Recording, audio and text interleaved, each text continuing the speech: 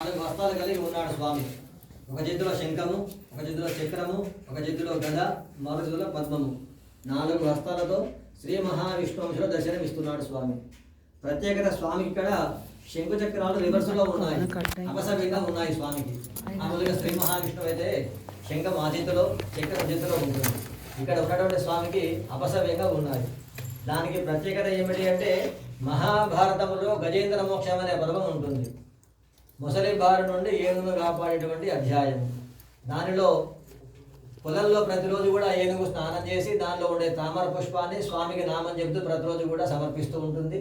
ఒకరోజు సందర్భంలో అందులో ఉండేటువంటి ముసలి ఆ ఏనుగు పాదాన్ని పట్టేయడం వల్ల చివరి వరకు ఆ ఏనుగు ఆ ముసలితోటి పోరాడి చివరకు నాకు మరణమే శరణమని గ్రహించిన సందర్భంలో ఆ పుష్పాన్ని స్వామికి సమర్పించి జగద్రక్షకాన్ని నామం పలికినప్పుడు స్వామి హడావిడిగా వచ్చేస్తాడట. ఆభరణ అలంకారం కాకుండా వచ్చేస్తాడట. వచ్చిన తర్వాత ఆభరణాలు అలంకారం అవుతాయి, అవి కూడా అపసవ్యంగా అవుతాయి.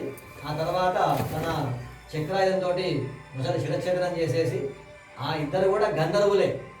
ముసలి గంధర్వమే, ఏనుగు కూడా గంధర్వమే. శాపగ్రస్త రూపముఖంగా ఆ విధంగా ఉంటారు. ఆ రోజు నాటి దాంతో వాటికి మోక్షం కలిగి మళ్ళీ గంధర్వలోకం వెళతారు. ఆ అవతారంలోనే ఈ యొక్క రూపం అని చెప్పడం జరుగుతుంది. ఒకటి. మరొకటి ఏమిటి అంటే స్వామిదంతా కూడా ఏకశిల యందు ఉన్నటువంటి శిల్పం. కంప్లీట్గా మొత్తం కూడా ఏకశిల, ఒకటే శిల యందు చెక్కబడినటువంటి శిల్పం. పూర్వము సీతాపతి రాజు అనేటువంటి సీతాముఖాను రాజు కాకతీయుల కాలంలో నిర్మించినటువంటి దేవాలయం. భూగర్భంలో నిండిపోతే సీతాపతి రాజు, అప్పటి కాలంలో తెలుగు పదాలు లేవు, ఎక్కువ సీతాముఖాన్ అనేటువంటి పిలిచేటువంటి వారు ఈ ఆలయాన్ని మళ్ళీ పూర్వగా ఇవ్వడానికి భూగర్భంలో నిండిపోతే దాన్ని తీపిచ్చేసేసి మళ్ళీ భక్తులకు దర్శనం ఇవ్వడానికి కాకతీయ కాలంలో మళ్ళీ పునః నిర్మాణం చేసినట్టుగా శాసనాలు ఉన్నాయి. ప్రతిష్ఠించిన దేవాలయం, తెలిసిన దేవాలయం.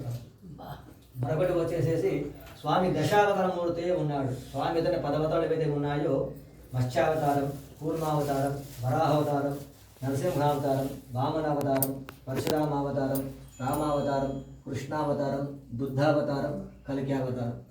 ఏకశిలయందు మకర తోరణానికి దశావతారాలు ఉన్నటువంటి మూర్తి అన్నీ కూడా కాకతీయులు నిర్మించిన దేవాలయాలే.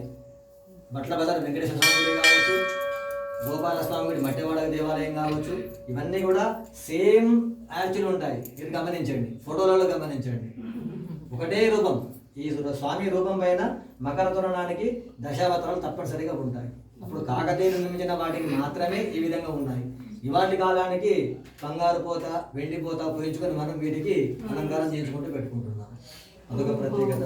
మరొకటి ఏమిటంటే స్వామి ఇక్కడ అమ్మవారితో యుక్తంగా పక్కనే ఆది మహాలక్ష్మి అమ్మవారు, ఇటు పక్కన గరుత్మంతుడు, గరుడాలు వారు, మేనక, తిలోత్తమలు ఇద్దరు కూడా దాసులు స్వామికి ఎప్పుడు సిద్ధం తీసేటువంటి వారు. ఇక్కడ పేరులో స్వామి పేరు పాంచాల రాయుడు, వేరే ప్రత్యేకత ఉంది. ఆలయం కూడా అంతకన్నా ప్రత్యేకతనే ఉంటుంది. కూడా పాంచాలని కాపాడినటువంటి వాడు శ్రీకృష్ణ పరమాత్ముడు. ద్రౌపది వస్త్రాపహరణంలో శ్రీకృష్ణ పరమాత్ముడు వస్త్రాలిచ్చి కాపాడాడు కాబట్టి ఇక్కడ ఉత్సవమూర్తులు వేణుగోపాల స్వామి వేదానికి ఇక్కడ ఉత్సవాలు జరుగుతాయి. కృష్ణ పెరుమాళ్ చెప్పడం జరుగుతుంది. వేణుగోపాల స్వామి వేదానికి ఇక్కడ ఉత్సవాలు జరుగుతూ ఉంటాయి. అందుకే ఇక్కడ పాంచాలని అని పేరు.